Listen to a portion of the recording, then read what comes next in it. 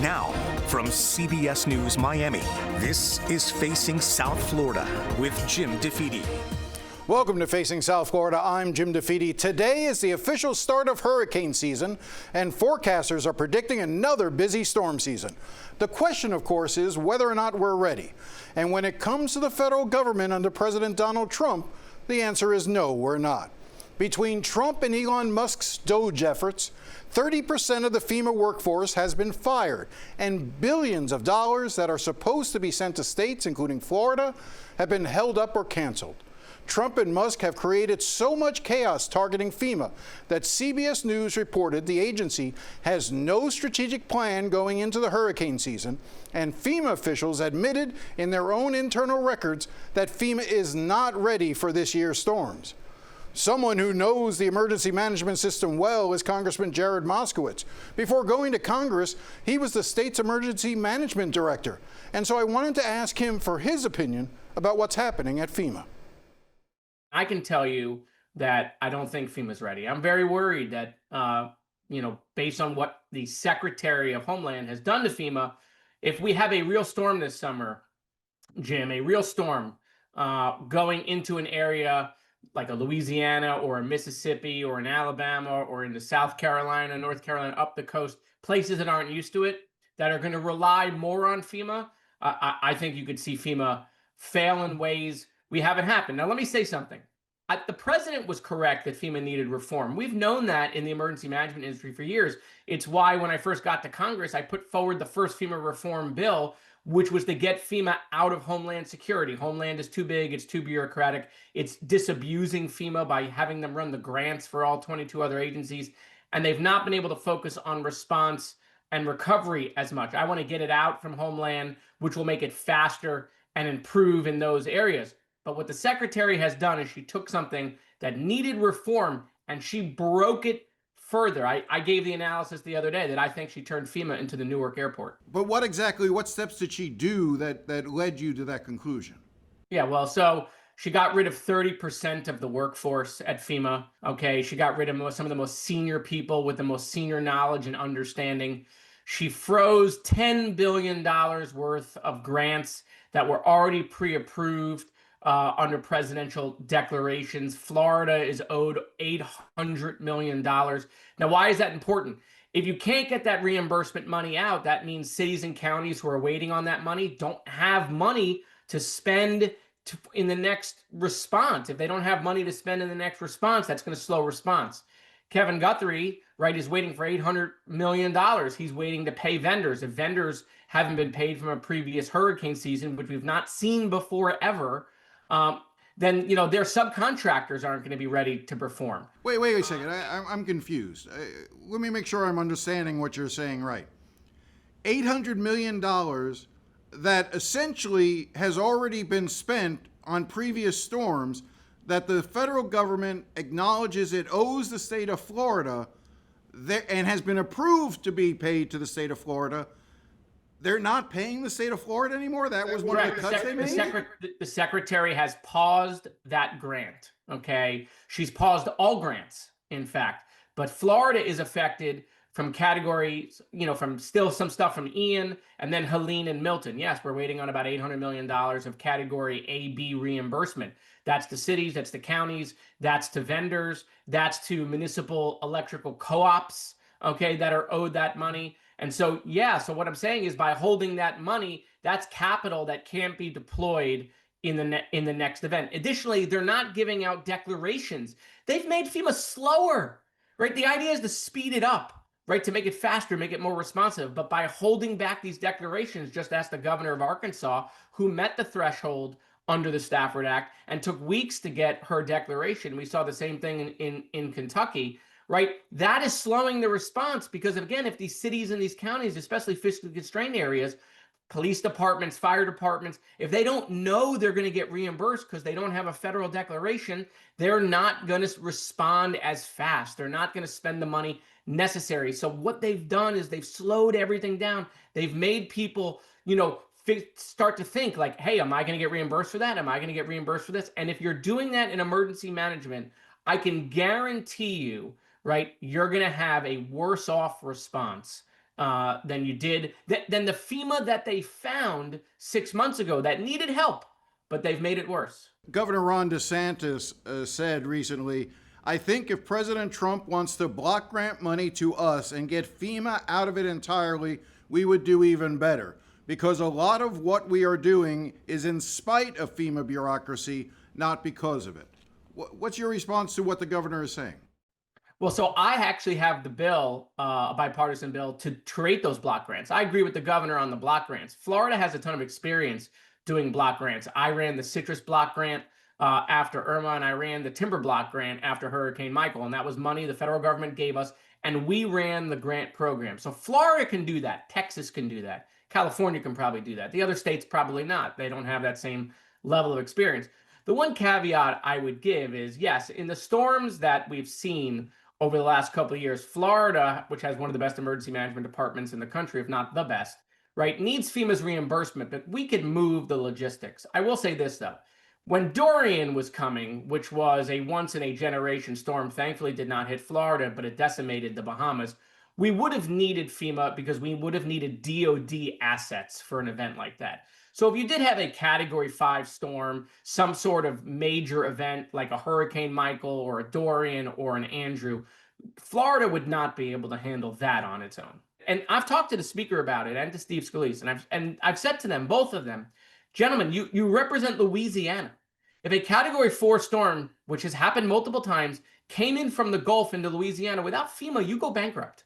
Not only do you go bankrupt, but Mississippi goes bankrupt, Alabama goes bankrupt. Those states go bankrupt. Well, the administration would argue you don't need FEMA. The federal government will come in and provide what is necessary financially.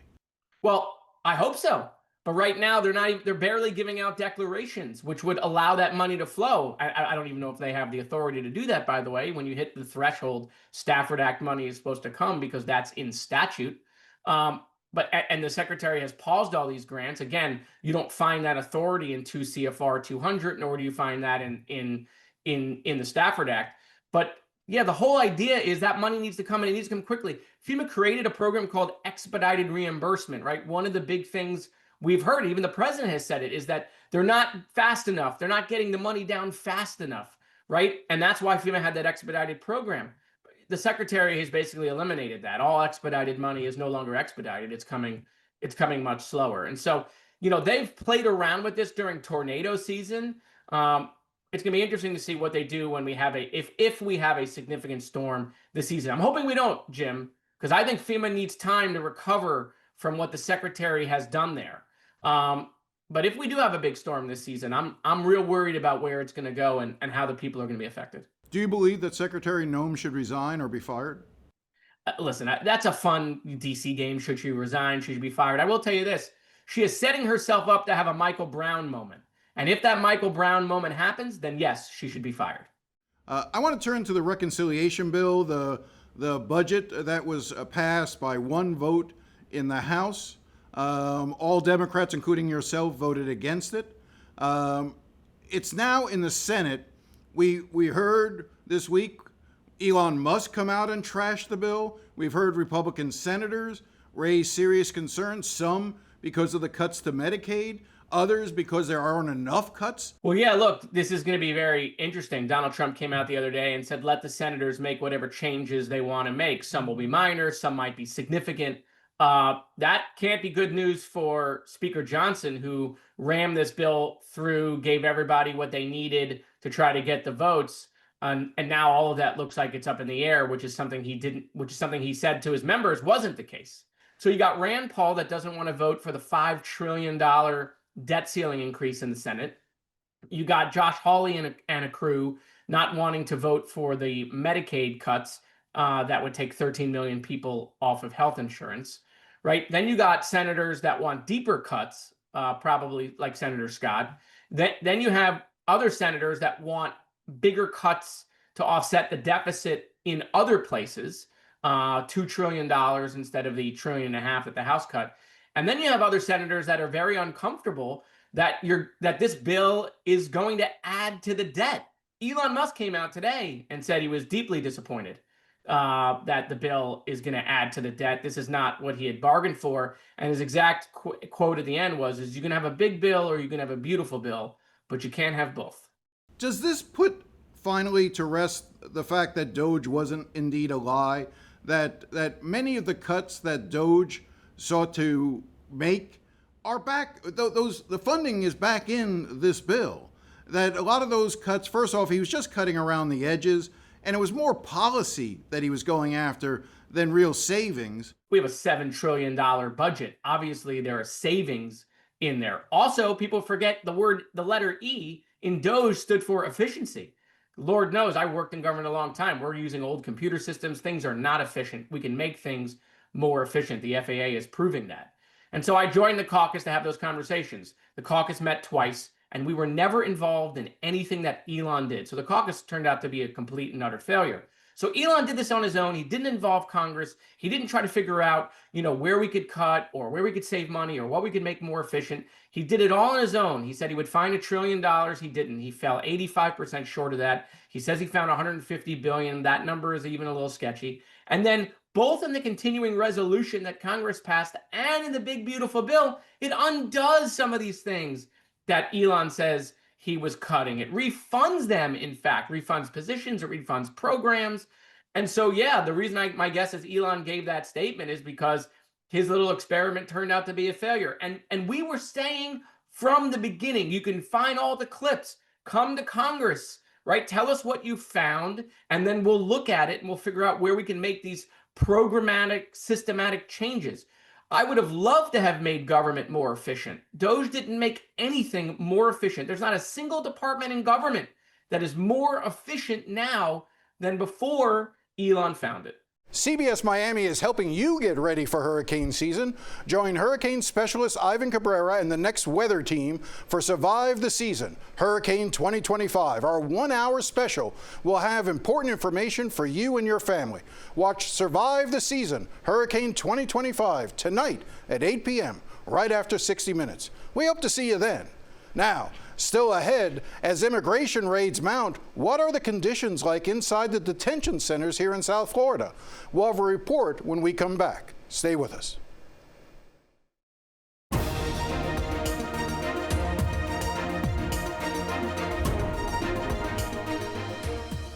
Welcome back. When you look closely at the government's immigration policy, the greatest tool the government has isn't found in statutes or even the new policy of using local police to do immigration enforcement. The greatest tool at the government's disposal is fear. It always has been. You just have to be willing to instill fear by being cruel. And so even though we were told the federal government would be targeting criminals, the vast majority of the people we go after now are people with no criminal records. People who have lived here for years, raised families, contributed to making South Florida special. To heighten the fear, we snatch people off the street and throw them into the Krome Detention Center or the Broward Transitional Center, where they are packed into cells or chained on buses. And then we threaten to send them to South Sudan or a torture prison in El Salvador in the hopes of breaking them so they give up their rights and agree to be deported without a hearing or due process. And there is no doubt it's effective. You just have to be willing to turn off that part of your humanity to do it. So what is happening inside the local detention centers? This week, I spoke to Sui Chung, the Executive Director for Americans for Immigrant Justice, who has been documenting the conditions inside Krome and other detention facilities here in South Florida. So we've been monitoring now for many weeks the situation at Krome, where the conditions have deteriorated rapidly. As arrests have increased, overcrowding has resulted in the detention facilities and a deterioration of the conditions overall, whether it is the overcrowding, whether it's access to counsel, whether it's access to medical care and proper designation of individuals in terms of where they are for their immigration relief, where they are in terms of the necessity for medical care. All of this has deteriorated because these facilities are over capacity. So Krome has been, we've been looking at Krome now for several weeks, if not months. Americans for Immigrant Justice did file a UN Human Rights Council report on the conditions at Krome. We have firsthand accounts from individuals who have suffered during their time at Krome. And we're hoping that there is some response pertaining to this situation, because it has become very grave. Give me a sense. When you say you're getting firsthand accounts, what are people telling you? What are folks inside of Krome saying is happening to them there? Well, for example, holding cells have been reported to be double, triple capacity, pretty much bodies against bodies, not having room to even lie down and sleep, bodies against bodies, so that individuals needing to use the toilet in the corner would have to wake others just for the pathway to get to the toilet. Days going by before individuals having access to call loved ones or counsel. Another factor that is impacting these conditions is the fact that there has been a loss of government funding as it pertains to Know Your Rights presentations and legal orientation programs. So what we may have detected, or individuals having some element of orientation on legal process or contact with an attorney, those structures have disintegrated, so that the conditions, the awareness that nonprofits may have had and legal service providers may have had in the past doesn't exist anymore. So Americans for Immigrant Justice, we do have a detention hotline available to immigrants so that they can call our hotline, but first and foremost, they need to have access to that ability to find the information. It should be posted on the inside of the facility. You're talking about a hotline actually inside a Krome, where they can sort of see, you know, here's a number that you can call to try to reach. Is that what you're referring to? We have a detention hotline. We also have a rapid response hotline available to the public, so that we can be responsive to these issues when individuals cannot speak to family members or their counsel. I know that you've also had some reports. Not only are folks being detained inside the facility and those cells itself, it's so overcrowded. You're hearing reports that people are actually being held for extended periods of time on buses at Krome? We did have those reports, and that did become a part of our UN Human Rights Council report, which were that individuals were being held for extended periods of time, hours, 17 hours, exceeding 24 hours, on buses, on the exterior of the facility, shackled within the buses, being forced to not have basic human needs attended to, overflowing toilets on those buses. So really dire conditions that we haven't seen before. And those individuals, there was no capacity within the facility to house them, that they were being placed on the buses for extended periods of time. They're building now tents at Krome, correct? That's what is that going to look like? Yeah. We've heard those reports. We are monitoring the situation. Obviously, we do have concerns that tents, irrespective of how much tents have developed over time, that they're temperature controlled, that they have stability, tents are still a temporary structure. So given the fact that they can be raised so quickly, similarly, in the location that we're in, Miami, Florida, entering hurricane season, we do have concerns about those structures and the increased capacity to hold individuals. I want to just remind that many individuals being detained right now are not individuals with criminal records. So there are vast numbers of people, family members, friends, colleagues, parents from schools, being arrested and enforcement action being taken against them. So very large numbers of individuals are not the dangerous people that are being promoted in the media. They are not criminals. They're not drug traffickers. They're not the rapists.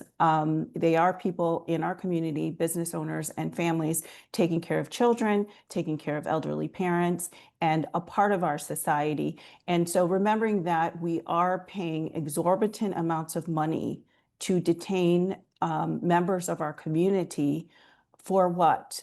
Really, they are not a danger. They're contributors to our community. And the concept of family separation is happening on a daily basis in Miami, in the state of Florida, throughout the nation, because families are being separated every single day. What can you tell me about the conditions at the Broward Transition Center?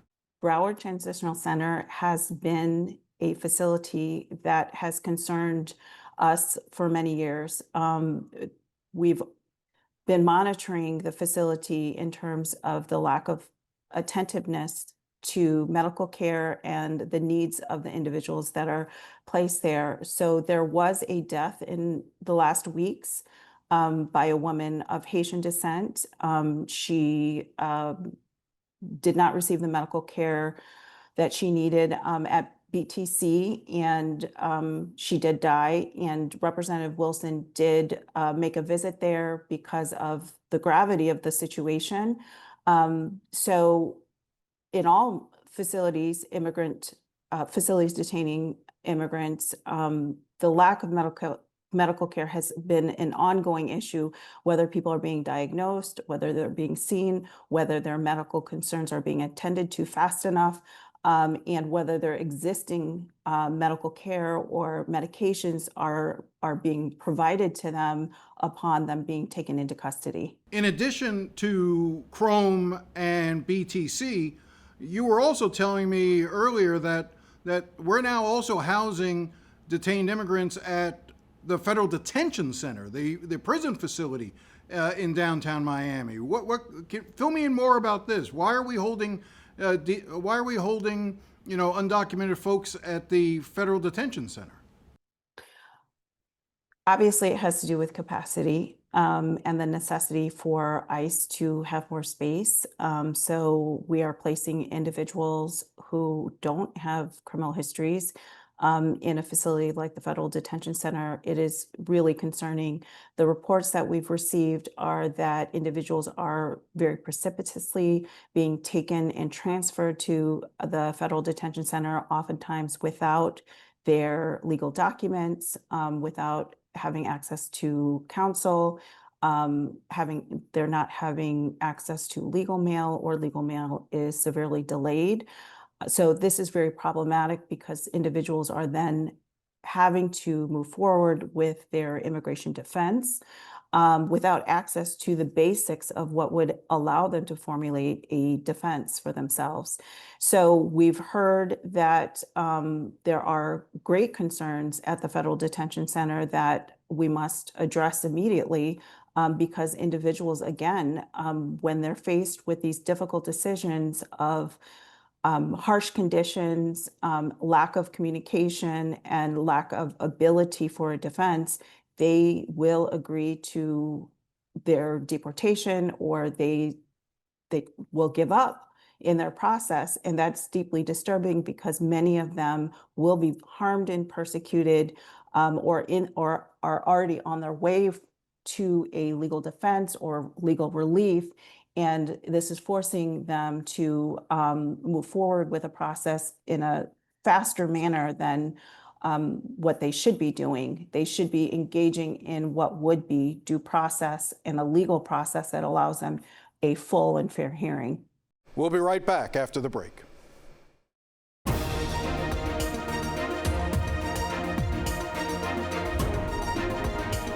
Well, that's all the time we have today. If you have any thoughts or comments, feel free to contact me at jdefede@cbs.com. I do enjoy hearing from you. Thanks again for watching, and enjoy the rest of your day.